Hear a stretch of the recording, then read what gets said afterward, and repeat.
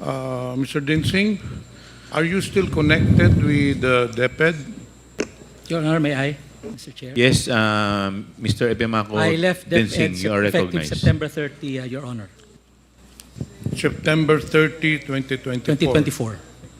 Bakit po kayo umalis sa DepEd, Mr. Dinsing? With the intention of running for public office, Your Honor. Hindi ba kayo tinanggal sa DepEd? Hindi po.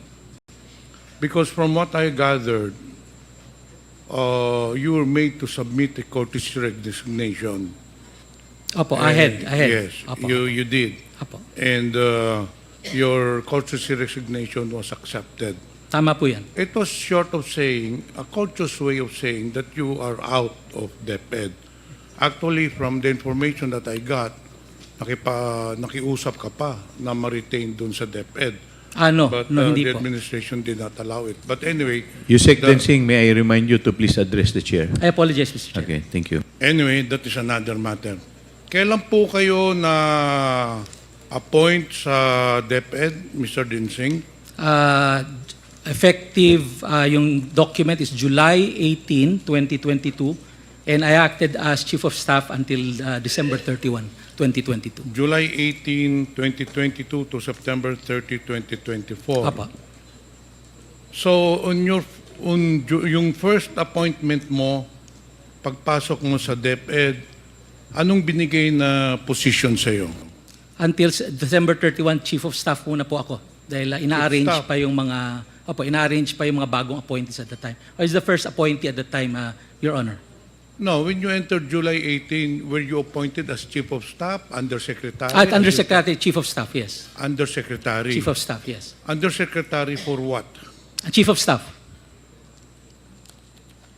So concurrent yun, Undersecretary and Chief of Staff. Tama po. That was the first position You at the served time. then as Chief of Staff of Vice President Sara. Tama po yan, as of December 31. So sabay kayong pumasok. Ahead lang ba siya? By July 1 po siya. Ako July 18 officially. Aside from the DepEd portfolio, ano pang government service na napasukan mo na? Prior to DepEd, I was DILG Undersecretary. From what year? From 2018 to 2022, and I entered DILG as Assistant Secretary for Plans and Programs from 2016 to 2018. Prior to the ILG appointment. I was from the private sector, Your Honor. So in short, as a government public servant, you only served as DILG Assistant Secretary and DepEd Undersecretary. Tama po yan. 8 years in total, Your Honor. Aside from being a Chief of Staff, ano pa bang ang designation sa inyo?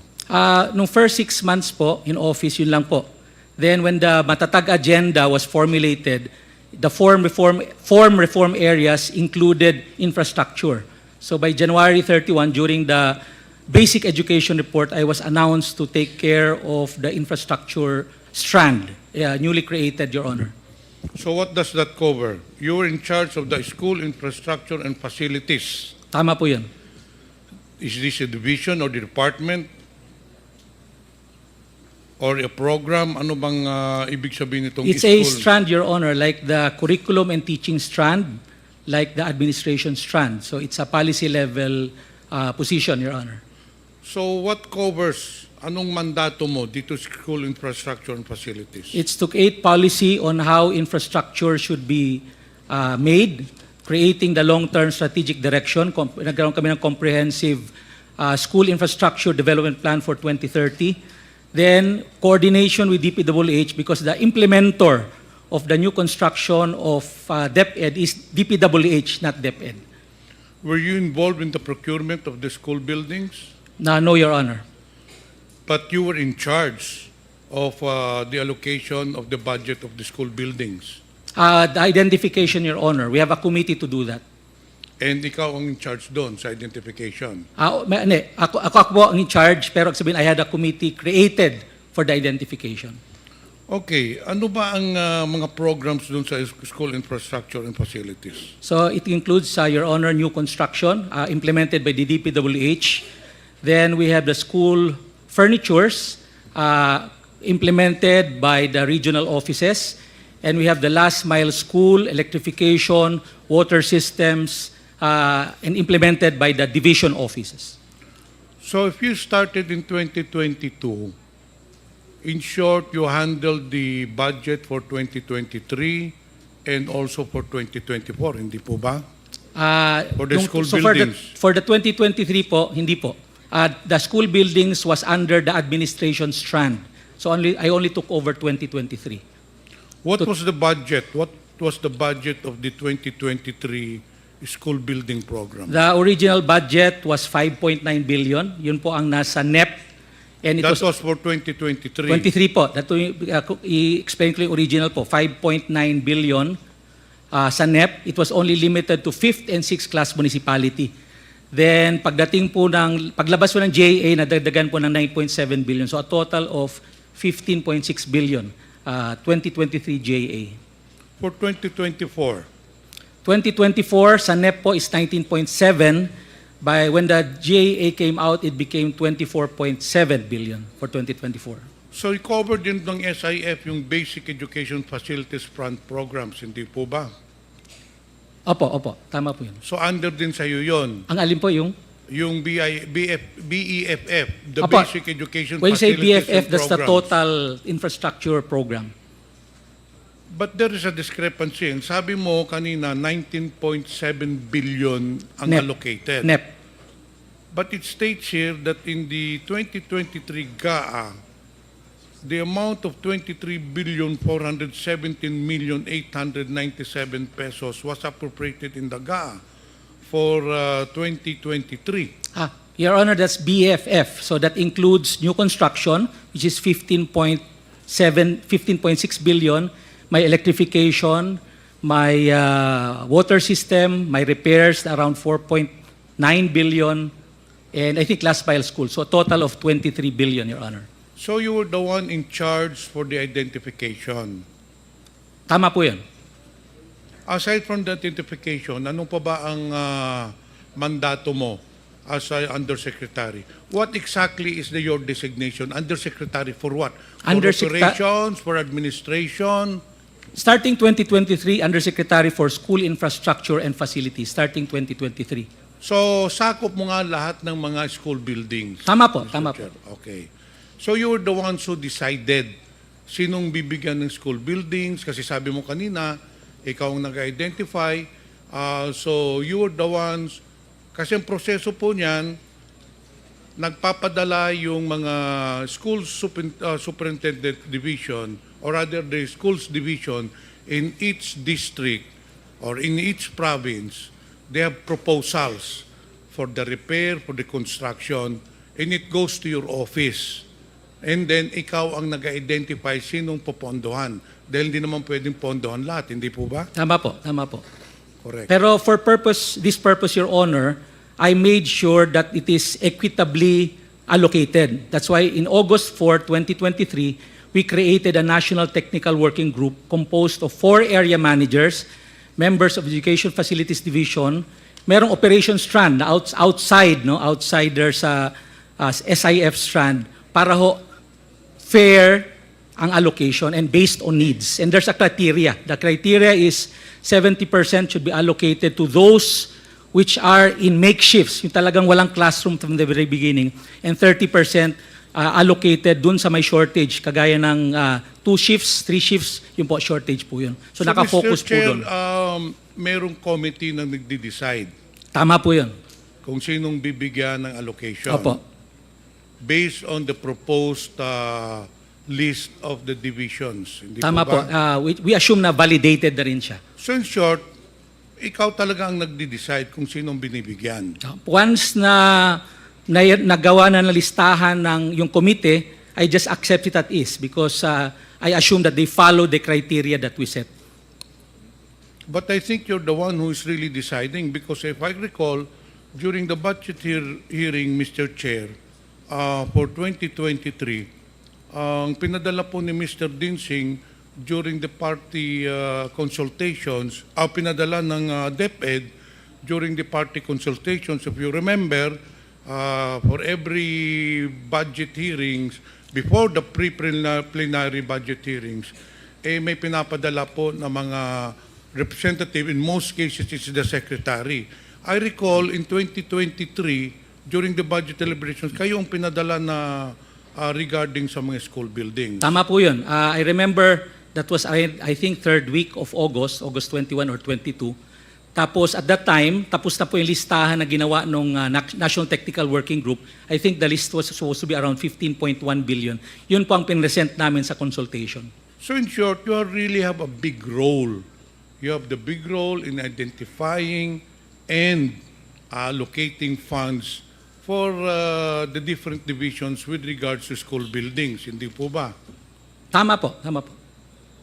Ngayon, ang tanong ko, in the 2024 budget or the National Expenditure Program, there was an allocation for Surigao del Sur, in fact, 2 districts.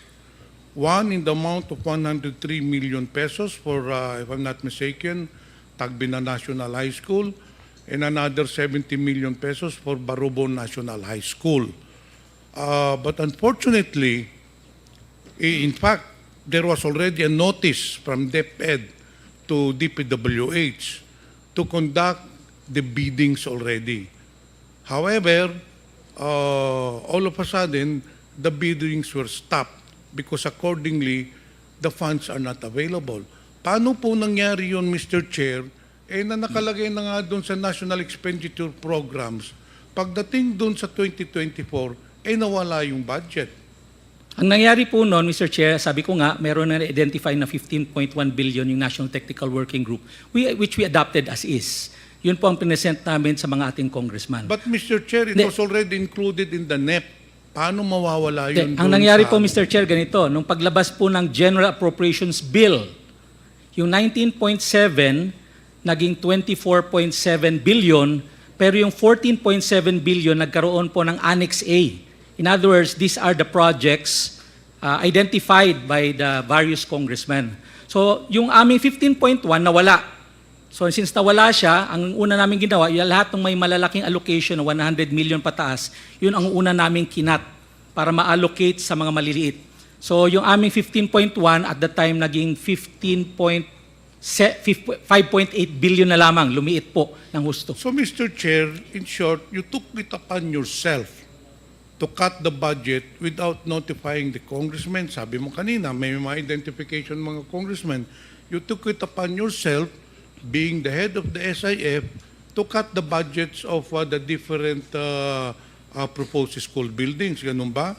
That was because there's no more budget in the General Appropriations Bill. We had to cut for that everybody will also be allocated. So how did you decide, Mr. Chair, kung anong kapuputuloy, anong tatanggalin doon, anong bibigyan? Well, ang decision lang muna is tanggalin yung mga malalaki, which is yung mga 100 million pataas, 80 million taas. Because, Mr. Chair, as I already mentioned, the policy was really to go multi-story kasi wala na pong buildable space. Kaya medyo malalaki po yung ating building ngayon to maximize buildable space. So, yun po ang nauna. Yung mga 100 million pataas, 80 million pataas. So, yung natira mga 50, 40 million, two-story, three-story. Tinanggal ninyo yung multi-story, tinanggal ninyo dun sa district ko, Mr. Chair. Yun ang tinanggal ninyo. Well, and not only that, there was also a 200 million peso project in District 1 na tinanggal din ninyo. Hindi ako familiar in detail, pero I don't remember there's a 200 million school building in any school for that matter. You know what, Mr. Chair? I'll give you an explanation bakit ninyo tinanggal. Do you know a certain Mr. Greg Murillo? Yes, sir, Mr. Chair. Sabi ko kanina, Mr. Chair, the 180 million pesos was already included in the National Expenditure Program. But upon bidding, it was recalled. But prior to the bidding, this Mr. Greg Murillo, who's a close friend of Mr. Dinsing, called me. At ito ang sinabi niya, kamusta po kayo, Congressman? Sabi ko, mabuti naman. Congressman, meron po lang kayong budget na 170 million pesos para sa district mo. O sabi ko, yun nga, naka-schedule na for bidding. In fact, binibidding na yata. Sir, pwede daw muna, mag-usap daw muna kayo ni Mr. Dinsing. Those exactly the words of him, pwede tayo magharap-harap tayo, baka naman pwede makipagkita ka kay Mr. Dinsing. And sabi ko, para saan? Alam mo na, may pag-uusapan kayo. Right there and then, I already knew anong pag-uusapan. Si Mr. Dinsing hihingi ng komisyon. So, I told Mr. Greg Murillo, whom you admitted is your good friend, sinabi ko doon kay Mr. Murillo, why will I give money to Mr. Dinsing when this has already been allocated in the National Expenditure Program? So I did not entertain that anymore. And Mr. Chair, lo and behold, the funds did not come through. Kinancel yung bidding and then nawala na nga because I did not come across to the request of Mr. Dinsing na humingi siya ng komisyon. And not only that, Mr. Dinsing, hindi lang akong biktima niyan. Marami pong mga congressmen, and for the record, I want to put it in record, maraming mga congressmen na nagsabi din sa akin that you approach them. In fact, there is one congressman in Visayas that you were asking for 18% commission of the school buildings. Kasi ikaw nga ang nagdidesisyon kung sinong bibigyan, sino ang tatanggalan. In fact, it is on record. You just said kanina na ikaw ang nagdesisyon kung sinong tatanggalan, sinong bibigyan. Not only that, sometime last year or probably within this year, you met with some of the congressmen in Manila. I already talked to them. Humarap ka doon, may kasama ka pang kontraktor. Do you know a certain architect, Ralph Texon? Yes, yes, sir. Yes. Yung po ang kasama mo nung humarap ka sa congressman sa Manila. And just the same, you were implying, you were asking for a commission, hindi lang yun, sinabi mo pa na yung contractor mong gagawa, itong si Mr. Architect Ralph Texon. And that is the reason why, Mr. Chair, tinanggal si Mr. Dinsing sa DepEd.